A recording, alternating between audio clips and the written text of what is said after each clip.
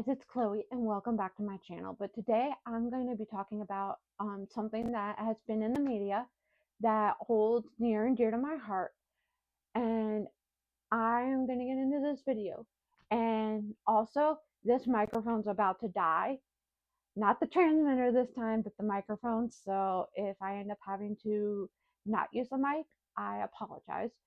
But basically, for those of y'all that have been living under a rock, Florida, which no surprise to anyone because they're Florida, but they are considering getting rid of special needs diplomas.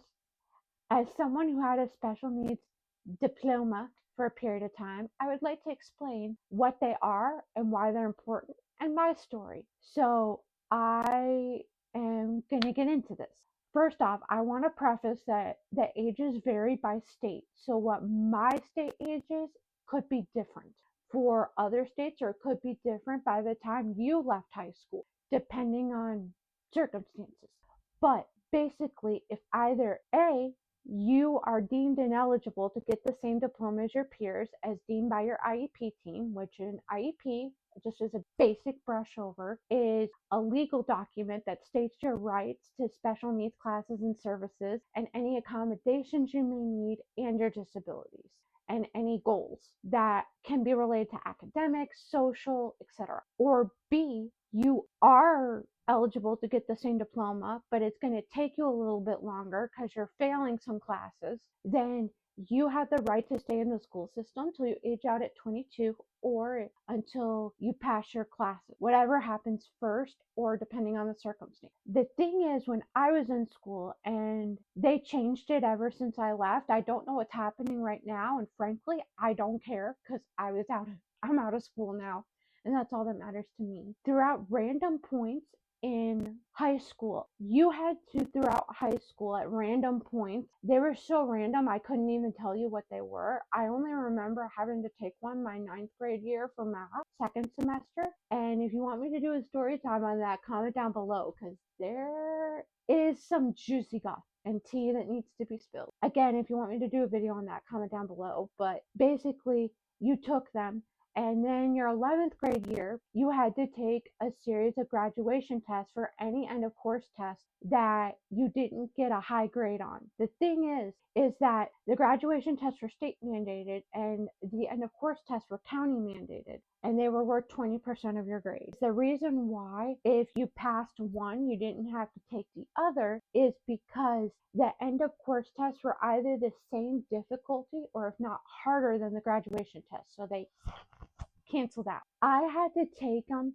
I had passed the end of course test for language arts 1 year, so I know I had to take it 1 year, and I had failed math, science, and social studies. You had to keep on taking them until you passed, and by the time it got to be my senior year, I had passed all of them except for math because I needed a scribe and the school wasn't budging on it. Because the thing is, with all the others, you don't have to do scratch work, but with this one you did, and when you get something wrong, you have to redo it. And the thing is that they were giving me other accommodations, like I got one-on-one testing done with a teacher. That's another story. If you want me to yeet it down below, yeet down below in the comments if you want a video on that, because there's good tea there as well. Also, they had to bubble in the answer sheet for me just because of all that.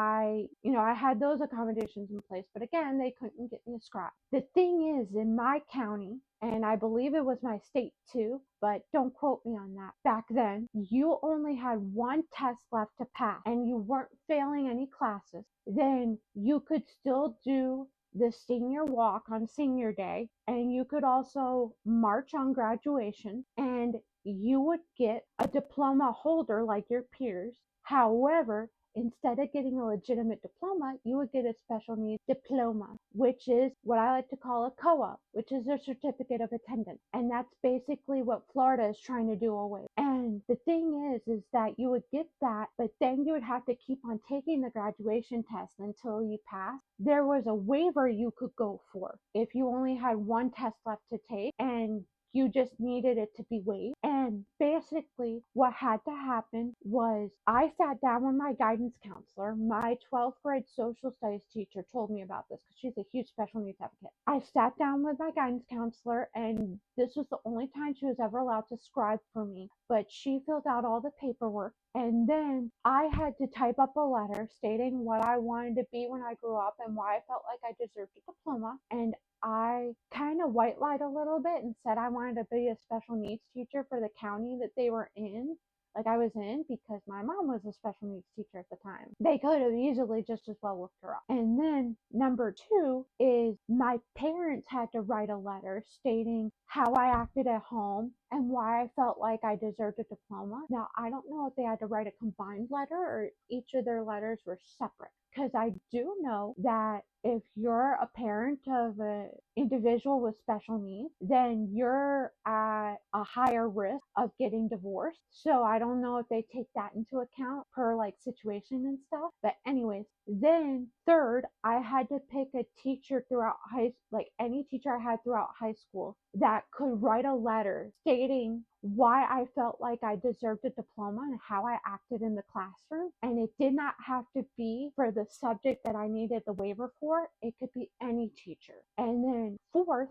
is I could pick any outside sources to write a letter other than my siblings, unless if I was living with them at the time and they were my guardian. And what I mean by that is like tutors, therapists, etc. And I'll get into that in a second. But literally, because my 12th grade social... The mic died, so it's charging right now. But she's a huge special needs advocate, and literally she told me this when after I was done meeting with them, and she said, Chloe, I better be the person to write that letter. Otherwise, you're not going to get this. And I'm like, okay.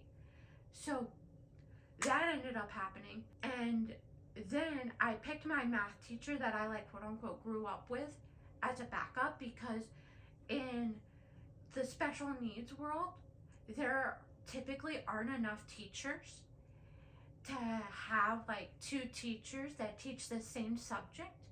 So therefore, there's typically only one, and you grow up with these teachers sometimes. Like my math teacher, I did. But anyways, that happened. My parents wrote a letter, and then as far as outside sources, so I was originally seeing a tutor. It was a mom that worked out of her home, but then her daughter, I transferred over to her older daughter, but her daughter ended up quitting on me a month before graduation. And then we ended up having her mom write a letter, and then I was getting done social skills therapy and was seeing a therapist at the center too. So I had them write a letter. After all that was done, we submitted the paperwork, and we submitted it like literally, I think the day after graduation, which our graduation and last day of school were on the same day because we graduated on my high school's football field. So we didn't have to worry about like getting a venue and having to wait for all the other graduations and stuff, because like all the other graduations in my county, like most of them, they did it at our local like event venue, whereas some of them like ours, we didn't do that. And because of that, we were able to graduate and have our last day of school on the same day.